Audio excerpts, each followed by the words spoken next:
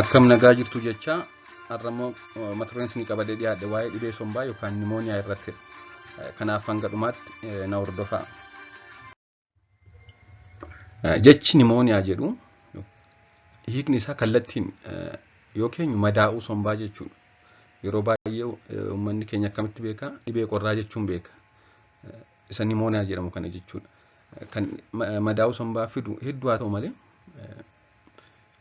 keessumaati kan maatiin keenya hedduminaan kaasan dhibee qorraa jechuun kaasan nimooniyaa isa jedhamu kana jechuudha.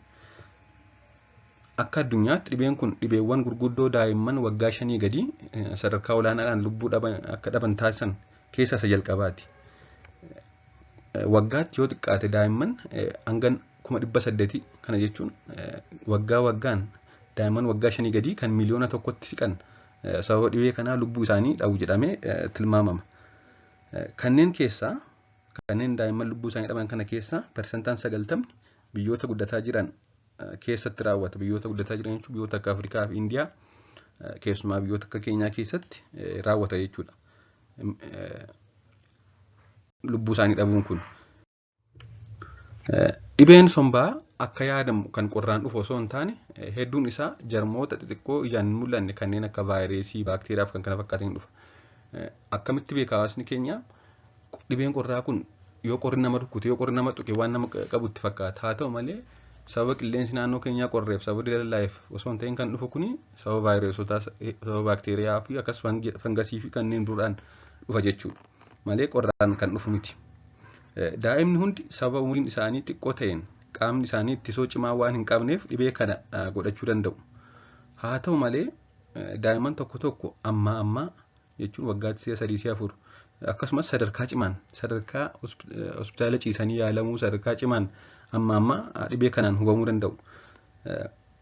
Fakkeenyaaf daa'imman manni jireenyaa isaanii mana qilleensa faalame qabu keessa jiraatan jechuun mana keessatti fakkeenyaaf maatiin tokko mukaaf cilee aarsuu nyaata bilcheessuu jechuudha. Akkasumas mana foddaa fi balbala gahaa hin qabne keessa jiraatan amma dhibee sombaa godhachuu danda'u jechuudha. Akkasumas immoo daa'imman harma haadhaa hin guddatan kanneen harma haadhaa irra dhibee kanaaf saaxilamoodha jechuudha. Akkasumas immoo manni namni hedduun keessa jiraatu keessa daa'imman jiraatan dhibee kanaaf kan saaxilamanidha. Kana malee maatii keessa kan manatti tamboo aarsoo jiraate daa'imman mana sana keessa jiraatan carraa isaan dhibee sombaa yookaan nimooniyaan qabamuu isaanii ol kaa'adha. Akkasumas immoo daa'imni talaallii hin fudhanne yoo ta'e daa'imman talaalchisuun baay'ee faayidaa qaba. Isaan keessaa tokko dhibee sombaa ittisuufidha. Daa'imman talaallii hin fudhanne dhibee sombaa yookaan nimooniyaaf ni saaxilamu jechuudha.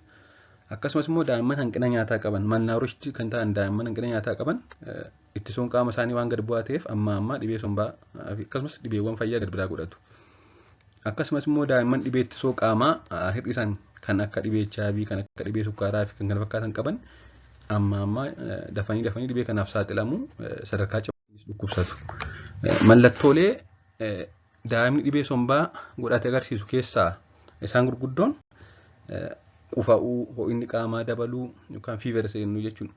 Arganuu, aaduu, laphee isaanii irratti dhukkubbiitti dhaga'amuu, dafanii qilleensa fudhachuu fi baafachuu, fedhii nyaataa dhabuu, sochii qaamaa hir'isuun baay'inaan rafuu, darbee hoqqisiisuuf akkasumas garaa kaasaanis ni mul'ata jechuudha. Keessumaa qufa'uu, arganuu fi ho'ina godhachuu mallattoo nimooniyaa yookaan dhibee sombaati. Dhibee kana guutuutti ittisuun kan hin dandeenye haa ta'uyyuu malee persentii 100 ittisuun dadhabamuyyuu malee maatiin wantoota armaan gadii gochuun carraa daa'imni dhibee kanaan qabamu sadarkaa guddaadhaan xiqqeessuu ni danda'ama.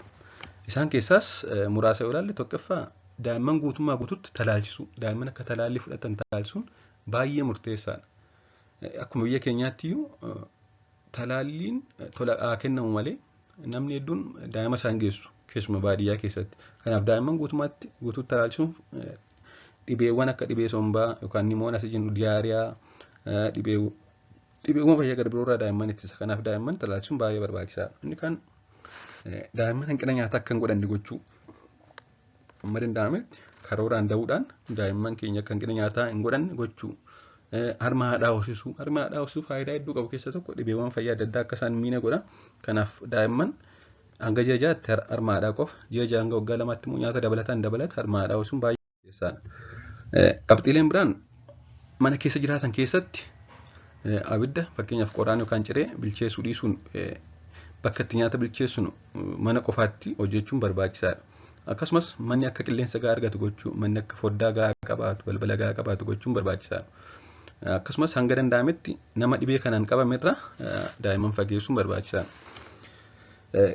Akkasumas kan dhibee akka HIV sukkaaraa qabu yookaan qoricha akka sirriitti fudhatu taasisuu, daa'imman dhibee HIV qaban, dhibee sukkaaraa qaban qoricha isaanii akka dankune, dawaa isaanii akka dankune taasisuun baay'ee barbaachisaadha. Kana malees inni guddaan erga dhibeen kun uumame, erga daa'imman mallattoo dhibee sombaa godhatanii osoo turee sadarkaa cimaa irra hin gahin dafanii mana yaalaa geessuun yaalchisuun baay'ee barbaachisaadha jechuudha. Yoo cimaa deeme, yoo yeroon turaa deeme sadarkaan fayyuun isaanii gadi bu'aa deema waan ta'eef akkuma isaan mallattoo dhibee sombaa agarsiisanii dafanii mana yaalaa geessuun yaalchisuun baay'ee barbaachisaadha. Waa'ee dhibee sombaa irratti kan isin qabadhee jiru kanumadha. Galatooma. Chaanalii kana subscribe yookaan laayik gochuun dagatinaa.